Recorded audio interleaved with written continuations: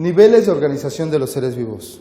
Los seres vivos conforman toda la materia que se encuentra en el universo, desde el nivel molecular, todos los elementos y sustancias que lo conforman, por ejemplo, todos los bioelementos y moléculas orgánicas que habíamos trabajado anteriormente.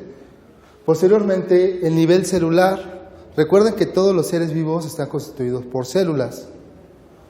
Las células conforman a los tejidos conforman a los órganos, posteriormente los sistemas, y todo esto en conjunto es un organismo individual.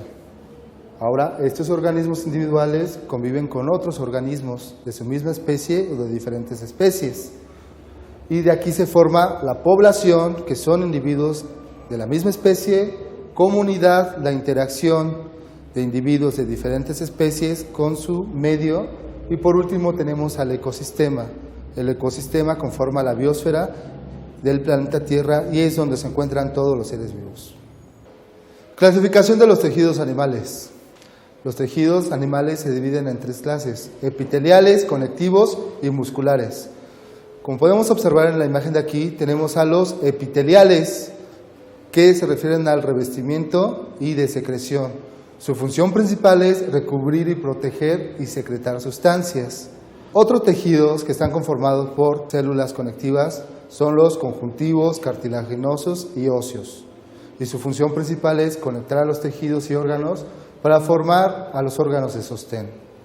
Y por último tenemos a los musculares, las clases de tejidos lisos, estriado y cardíaco. Las funciones principales es el movimiento de vísceras, movimiento de músculos y movimiento cardíaco. Observen bien la imagen, aquí tenemos diferentes tipos de tejidos. Recuerden que nosotros pertenecemos al reino animal y las células que nos conforman son eucariontas. Entonces quiere decir que somos pluricelulares, estamos conformados por diferentes tipos de células. Recuerden que los aparatos y sistemas se forman a partir de los tejidos. Por ejemplo, tenemos el sistema óseo, que es un conjunto de huesos que forman el esqueleto que protegen a los órganos, además de sostener con totalidad al cuerpo. Otro ejemplo es el muscular, y muy importante, que es un conjunto de músculos implicados en cambio de la forma corporal, postura y locomoción.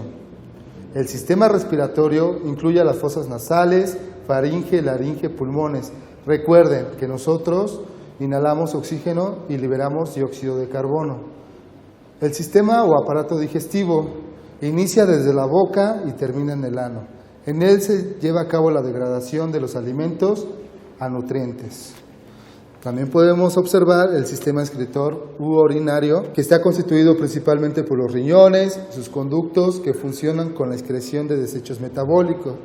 El sistema circulatorio es uno de los más importantes, porque en ellos se encuentra el corazón, vasos sanguíneos y células sanguíneas, y sirve para llevar todos los alimentos y oxígeno a las células. El sistema endocrino está constituido principalmente por glándulas, que son las productoras de hormonas que actúan y regulan el crecimiento metabólico. El sistema nervioso está constituido principalmente por el cerebro, ganglios, nervios, órganos de los sistemas que detectan y analizan estímulos. El aparato reproductor, recuerden que la meiosis se lleva a cabo en estos aparatos reproductores que son los testículos y los ovarios. Y por último, el sistema inmunológico, que está compuesto por órganos difusos que se encuentran dispersos por la mayoría de los tejidos del cuerpo. Recuerden que estos aparatos y sistemas son muy importantes y que están constituidos por diferentes tipos de tejidos. Recuerden, nosotros los seres humanos estamos constituidos por células eucariontas. Estas células eucariotas son células pluricelulares y aquí lo podemos visualizar fácilmente. Estamos constituidos por diferentes tipos de células. Respiración de los seres vivos. Los siguientes temas que vamos a abordar son los siguientes: respiración mecánica, respiración celular, respiración anaeróbica y respiración aeróbica. Vamos a ver unas imágenes para que ustedes puedan observar cómo se llevan estos procesos. Por favor, síganme. Respiración celular. Cuando el oxígeno llega a las células, se lleva a cabo la respiración celular. La función del oxígeno es la degradación de los carbohidratos, o sea, la glucosa. presente en los alimentos, la oxidación libera la energía necesaria para el funcionamiento del organismo. Este proceso se efectúa en las mitocondrias, en donde se produce energía de forma de ATP, que es adenosín trifosfato. Esta es la molécula energética de todos los seres vivos. No solamente se lleva a cabo este proceso por medio de los pulmones, sino también todas nuestras células de nuestro cuerpo respiran todos los días. Respiración aerobia es el conjunto de reacciones químicas que ocurren intracelularmente y consiste en la degradación de glucosa. Esta degradación de glucosa se transforma en dióxido de carbono, agua y energía en forma de ATP. La molécula energética de todos los seres vivos es el ATP, nunca lo olviden, en presencia del oxígeno y se lleva a cabo en la mitocondria. La respiración aerobia comprende 3 procesos: glucólisis, el ciclo de Krebs y la cadena de transporte de electrones. Podemos observar en esta célula la respiración celular aeróbica. Se introduce oxígeno y se libera dióxido de carbono, agua y energía celular. Y en la siguiente imagen podemos observar cómo se libera energía con dióxido de carbono, agua y se introduce glucosa. La respiración anaeróbica ocurre en la ausencia de oxígeno, por ejemplo, en las fermentaciones y también en los músculos. Este mecanismo no es eficiente como la respiración aerobia, ya que solo produce 2 moléculas de ATP y obtiene energía a partir del piruvato que se produce en la glucólisis. Hay diferentes moléculas y compuestos que conforman este ciclo. Por ejemplo, algunas moléculas orgánicas, como donde participa el nitrógeno, el carbono, el azufre y el fierro. Diversidad biológica. A continuación, vamos a ver la clasificación de los seres vivos.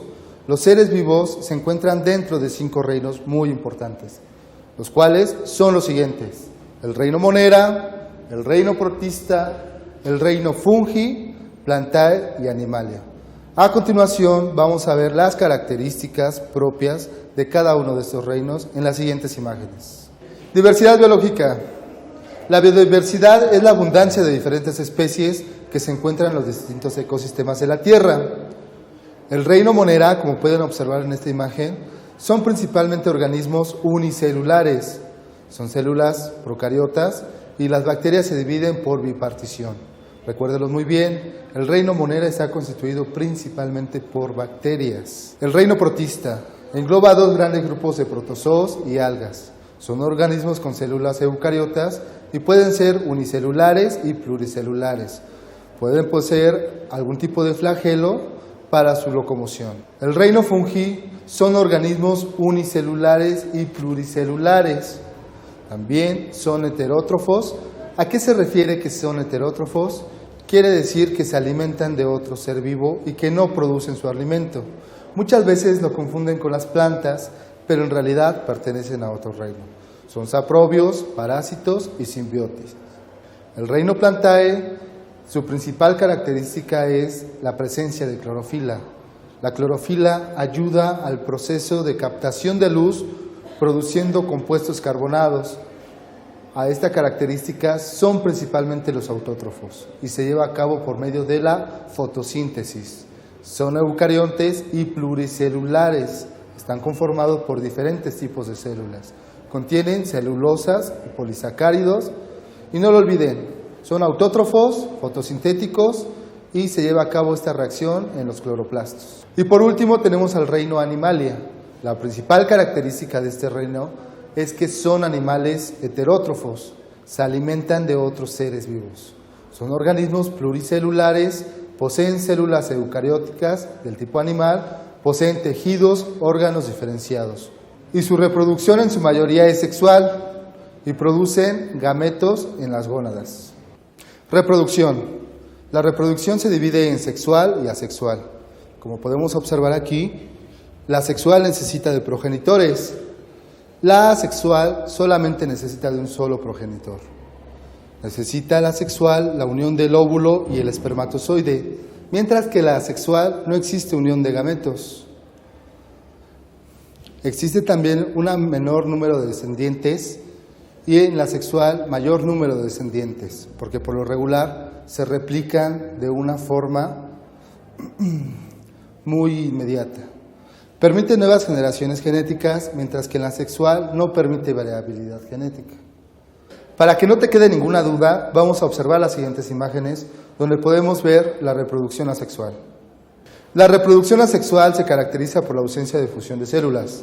Existe una multiplicación de los individuos por otros mecanismos, como lo es la bipartición, esporulación y gemación. En la primera imagen podemos observar la bipartición, en donde una célula madre se divide en dos células hijas, pero observen muy bien que se dividen exactamente a la mitad. En la esporulación, la célula madre empieza a crear esporas y cuando las esporas están completamente maduras, salen al exterior. El otro ejemplo es la gemación. Lo contrario de la bipartición, esta no se divide a la mitad, sino que simplemente se desprende de ella una yema y la célula hija es más pequeña que la célula madre. La reproducción humana entre los seres humanos, como en otras especies, resultan muy claras. Las diferencias entre los individuos del sexo masculino y femenino están diferenciados en conjuntos. Se conoce como dimorfismo sexual, el cual se manifiesta por una serie de rasgos internos y externos, que se denominan como caracteres sexuales. Las características sexuales primarias están presentes desde el nacimiento y son los órganos que constituyen el sistema reproductivo en el hombre y la mujer. El aparato reproductor masculino constituye el conducto deferente, pubis, piel, próstata y el pene. El pene consta de un glande, uretra, cuerpo cavernoso, vejiga, vesícula seminal, glándula de Cooper, epididimo, testículo y escroto, y de dos cuerpos esponjosos. El aparato reproductor femenino consta de una trompa de falopio, ovarios, vagina, útero y matriz. Es muy importante tomar en cuenta los caracteres sexuales secundarios, que son rasgos externos que diferencian a las mujeres de los hombres. Aparecen entre los 11 y 14 años de edad, conocido como pubertad. Durante esta etapa se lleva a cabo la gametogénesis, que es el proceso de formación de gametos, espermatozoides y óvulos. Recuérdenlo muy bien, este proceso de gametogénesis se lleva a cabo en los ovarios y el proceso de gametogénesis en los hombres se lleva a cabo en los testículos. El embarazo es el periodo comprendido desde la fecundación del óvulo hasta el parto. De esta manera, los seres humanos se reproducen. Muy bien, recuerden que la meiosis se lleva a cabo en los gametos.